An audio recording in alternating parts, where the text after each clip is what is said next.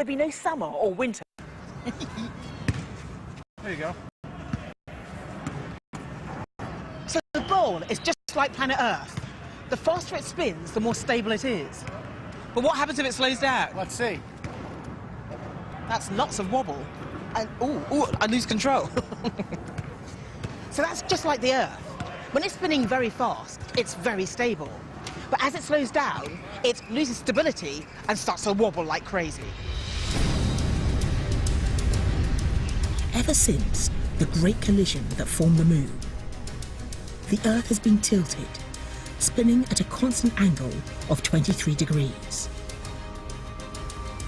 This tilt has played a crucial role in shaping our climate. If the Earth wasn't tilted, if it were upright, then the sun's light would shine evenly over the surface throughout the year, always overhead at the equator and barely reaching the north and south poles. The temperature would be constant throughout the year. There'd be no summer or winter, no variation at all. But because of that 23 degrees tilt, the light hitting the Earth's surface varies throughout the year. It's this variety of light that's so important. It means that throughout the year, conditions on the planet are always changing. In our summer, the light favours the northern hemisphere, giving us warmer temperatures and longer days. But 6 months later, as the Earth travels to the other side of the sun, the light now favours the southern hemisphere, leaving us in the cold and dark, with shorter days and longer nights. In other words, we have seasons. The life cycle of so many animals and plants is driven by the beat of the seasons.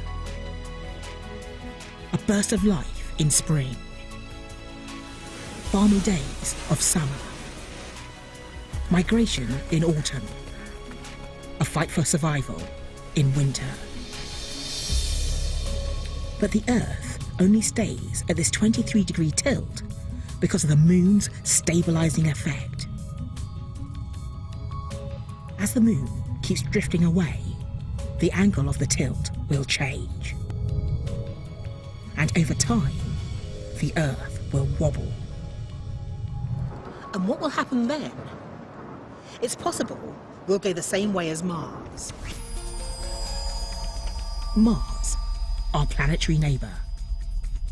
Today, it spins at an angle of 25 degrees, very similar to Earth. But it used to spin at a very different angle, anything up to 60 degrees. You see, unlike Earth, Mars has no large moon to keep it stable, so it wobbles chaotically. It could almost tip over onto its side.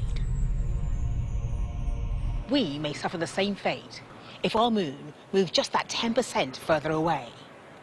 It makes me wonder, what would our world be like?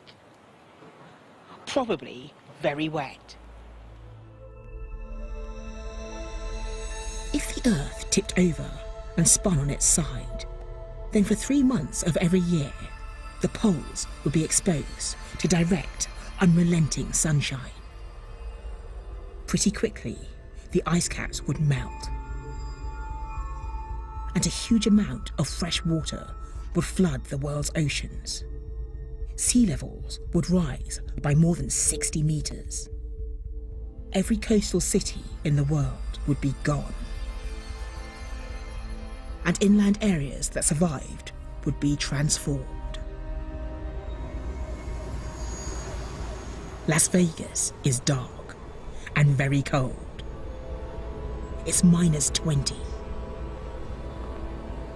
Because the sun is pointing directly at Antarctica, for 3 months, Vegas is in the grip of an Arctic winter. But in spring, the sun rises higher and higher in the sky. There's a lull over summer, but in autumn, it gets even hotter. And then the sun drops below the horizon again. and 3 months of freezing winter return. Could we survive? Probably, with enough air conditioning and artificial light. But what of other life forms? Dr. Lynn Rothschild is an astrobiologist working for NASA. Death Valley is the hottest place in North America. And it turns out that as the moon recedes from the Earth, as it goes away, there are going to be times that the Earth tips over further on its side. And what's going to happen then is that there are going to be parts of the Earth that become excruciatingly hot in the summer, much hotter than Death Valley is today. And in the winter, these same places are going to be bitterly cold, much colder than your freezer. There are organisms that can survive at reasonably low temperatures. Think of penguins and whales and so on. But high temperature is extremely tricky. When you get up at about 70 degrees centigrade, which is hot, but it's nowhere near the boiling temperature of water, chlorophyll breaks down. So all the greenery you see around you would be gone. So that means no photosynthesis? Absolutely. So no photosynthesis, and that's what drives life on Earth today, is photosynthesis. Now, as you go up even beyond that, your nucleic acids end up breaking and unraveling, and this is your very genetic material. So clearly, you cannot survive without these. There are some microbes with a very unusual genetic structure, which can live in volcanic mud pools and geysers at temperatures over 100 degrees. But they can't cope anywhere cooler. And that's the problem. If the Earth tips over, the seasonal shifts will be too fast and too extreme for evolution to keep pace. Even though there are a few organisms that can adapt to living in excruciatingly hot temperatures, and there are plenty of organisms that can live at very cold temperatures, much colder than your freezer at home, to have the same organism being able to shift between these extremes during the course of a single year is nearly impossible. And I suspect that we're not going to ever evolve one that can do that. Let us be clear, we are in no immediate danger. It will take at least 1 billion years for the moon to drift far enough away for the Earth to tip over. So we have a little time to prepare. But all this speculation makes me realise how lucky we are the moon is where it is right now. A tiny shift and life on Earth could be so different.